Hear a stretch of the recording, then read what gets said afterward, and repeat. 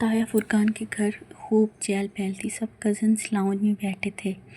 एक तरफ ख़वातीन खुशगपियों में मसरूफ़ थीं। मर्द हज़रात यकीनन ड्राइंग रूम में थे। उसके ख़ानदान में कज़न्स की बेतकल्लुफ़ी को बुरी नज़र से नहीं देखा जाता था। ताया फुरकान तमाम बहन भाइयों में बहुत सख्त थे। उनकी सख्ती सिर्फ़ इरम की स्कार्फ़ लेने और घर से बाहर लड़कों से बात करने तक थी।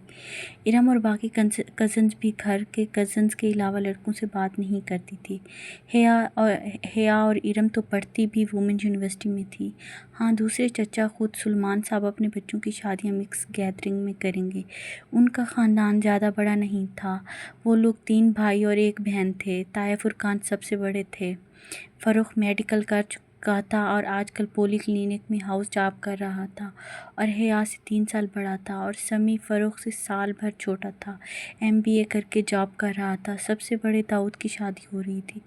फुरकान साहब के बाद सुलेमान थे। उनकी एक ही बेटी हिया और बेटा रुहेल थे। रुहेल पढ़ाई के सिलसिले में अमेरिका होता था। और फिर ज़ैद चचा थे। उनकी बड़ी 2 जुड़वां बेटियां महविश और सैरिश थीं। फिर बेटा रज़ा इंजीनियर। सबसे छोटी बेटी सना A लेवल कर रही थी। इसके अलावा रुहेल के अलावा जो अमेरिका में था और दाऊद के जो ड्राइंग रूम में था, बाकी सब कज़न्स लाउंज में बैठे थे। लड़कियां कारपेट पर दायरा बनाकर बैठी थी। इरम ढोलक बजा रही थी। उसका दुपट्टा सर से ढलक कर कंधे पर आ गया था। अगर अभी ताया यहाँ आ जाते तो फ़ौरन दुपट्टा सर पे ले लेती। वो महविश सैरिश के साथ सर मिला रही थी और लड़के ऊपर सोफ़े पर बैठे उन पर फ़िक्रे उछाल रहे थे। Hello everyone. वो सीने पर हाथ बांधे चलती हुई उनके करीब आकर रुकी। सबकी नज़रें उस पर रुकी। सफ़ेद चेहरे के इर्द गिर्द काले बाल और काले काजल से लबरेज आँखें। वो थी ही इतनी हसीन कि हर निगाह में सताइश थी। हिया, कैसी हो? आओ इन लड़कों को हराते हैं। बैठो ना।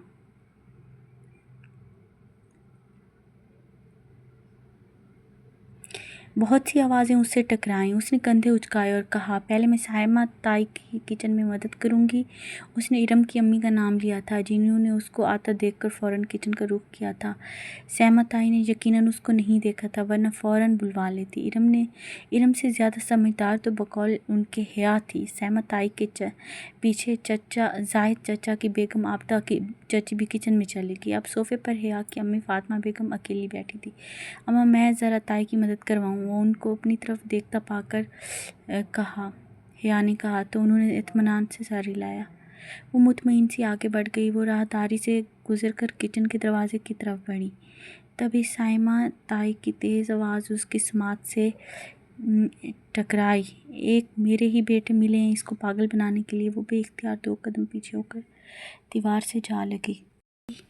ये साइमा ताई किसकी बात कर रही हैं? तब ही कहूँ भाभी, ये रज़ा क्यों हर वक्त हिया करता रहता है? ये आबदा चची थी, वो उसके बारे में कह रही थी। पिछली दफ़ा जब हम सुलेमान भाई की तरफ खाने पर गए तो किस तरह नक्सक तैयार फिर रही थी।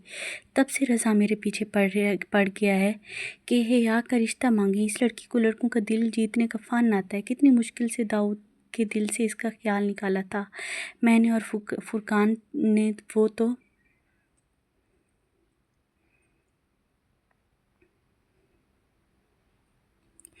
अड़ ही गया था कि शादी करूँगा तो हिया से, मगर जब फुरकान ने सख्ती की तो ऐसी बेपर्दा और आज़ाद ख्याल लड़की को अपनी बहू बनाकर हमने अपनी आखिरत ख़राब करनी है, तब कहीं जाकर वो माना। अब ये फ़रूख को पता नहीं क्या हो गया है। क्या करूं इस लड़के का? अब वो फिर कील कांटों से लेस होकर आ जाए कि उसके जाते ही फ़रूख ज़िद लगाकर बैठ जाएगा। अब मेरी इरम भी है, मजाल है घर से बाहर सर पर दुपट्टा लिए बगैर निकले। साइमा ताई बहुत फ़ख्र से कह रही थी। वो धुआं चेहरे के साथ दीवार से टेक लगाए खड़ी थी। उसे लगा उसने मज़ीद कुछ सुना तो उसके असाब जवाब दे जाएंगे। पर दिक्कत अपने वजूद को संभालते वो वापस मुड़ी। किसी बात पर हंसते हुए फ़रूख की निगाह उस पर पड़ी तो उसको राहदारी से आता देखकर उसकी हंसी रुक गई। वो मुस्कुराया। बहुत मुनासिब सी शक्ल और सूरत का था फ़रूख, और टफ़ रूटीन की वजह से उसका रंग भी मज़ीद सांवला हो गया था। मगर मसला उसकी वाजबी सूरत और हिया की बेपर्दगी का नहीं था। असल बात सब जानते थे, तो फिर रज़ा और फ़रूख ने ऐसा सोचा भी कैसे? वो एक सपाट निगाह फ़रूख पर डालकर सोफ़े पर फ़ातिमा बेगम के साथ आ बैठी। तुम्हें क्या हुआ? کچھ نہیں اماں، وہ بددقت خود کو نارمل کر پائی۔ وہ مطمئن ہو گئی تو سہمت آئی کے بارے میں سوچنے لگی، جن کا حیا میر جان کہتے منہ نہ تھکتا تھا، اور فرقان تایا کی تو وہ بڑی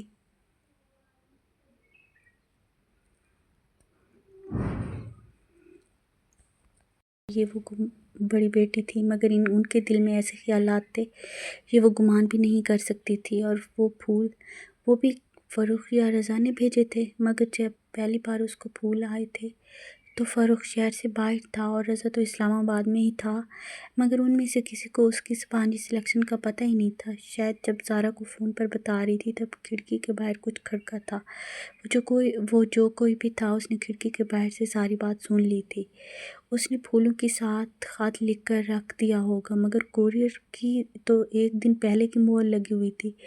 شاید اس نے کوئی جعلی مہر استعمال کی ہوگی، مگر اس طرح کے جھمیلے میں فروخ اور رضا جیسے چاہ والے بندوں کا کام ہی نہیں تھا، یہ پھول بھیجنے والا کوئی اور ہی تھا۔ خیر دفع کرو، جو بھی ہو، ان دونوں کا دماغ تو میں ابھی ٹھیک کرتی ہوں۔ وہ تیزی سے اٹھ کر لڑکے لڑکوں کے گروپ کی طرف چلی آئی۔ ارم، اس نے اپنے مخصوص انداز میں سینے پر ہاتھ باندھے ہوئے ارم کو مخاطب کیا تو سب رک کر اس کو دیکھنے لگیں۔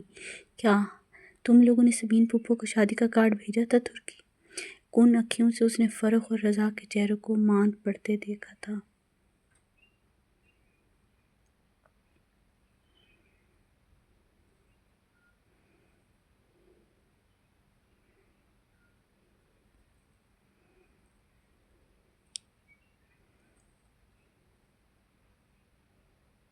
سلمان چچا کو کارڈ دیا تھا، انہوں نے بھجوا دیا ہوگا، اور سبین پھوپھو کو ابو نے فون کر کے کہہ دیا تھا۔ کیا سبین پھوپھو آئیں گی؟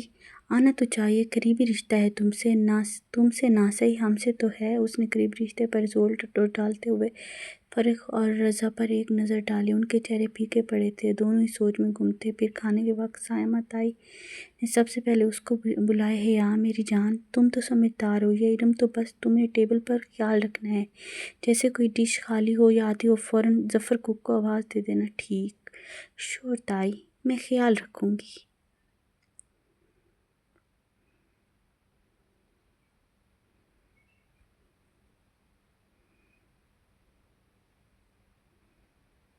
وہ بدقت مسکرائی، سرو کرنے لگی۔ چند منٹ بعد سب کھڑے اپنی اپنی پلیٹوں میں کھانا نکال رہے تھے۔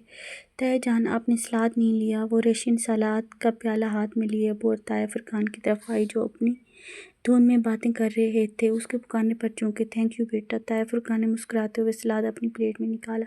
وہ شلوار قمیض میں ملبوس تھے اور شال لی تھی، باروب چہرے پر مونچھیں۔ سلمان صاحب ان کے برعکس کلین شیو ڈنر سوٹ میں بہت سمارٹ لگ رہے تھے۔ دونوں کی سوچیں ان کے حلیوں جیسی تھیں۔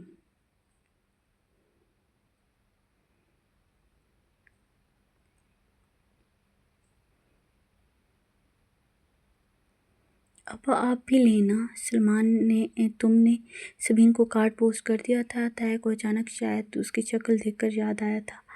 سلمان صاحب کا چمچے سے سلاد بھرتا ہاتھ ذرا سست پڑا، چہرے پر کرواہٹ پھیل گئی اور بہت آہستہ آہستہ انہوں نے چمچہ پلیٹ میں پلٹنا شروع کر دیا تھا۔ ان کے لہجے میں کاٹ تھی جو حیا کے لیے نئی تھی۔ ابا سبین پھوپھو شادی پر آئیں گی؟ وہ پوچھے بنا رہ نہ سکی۔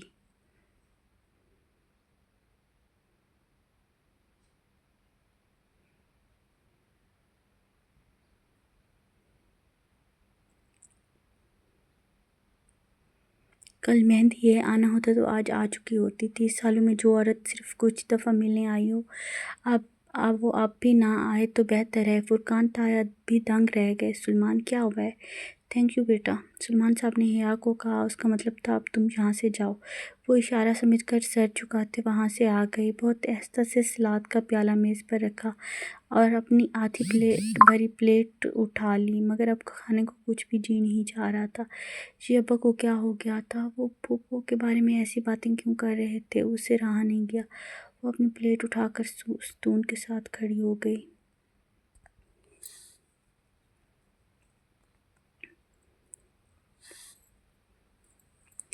جس کی دوسری طرف ابا اور تایا کھڑے تھے، بظاہر اپنی پلیٹ پر نظر جھکائے، کان ان دونوں کی باتوں کی طرف تھے۔ حیا کہ لغاری نے اپنے بیٹے کا پرپوزل دیا ہے۔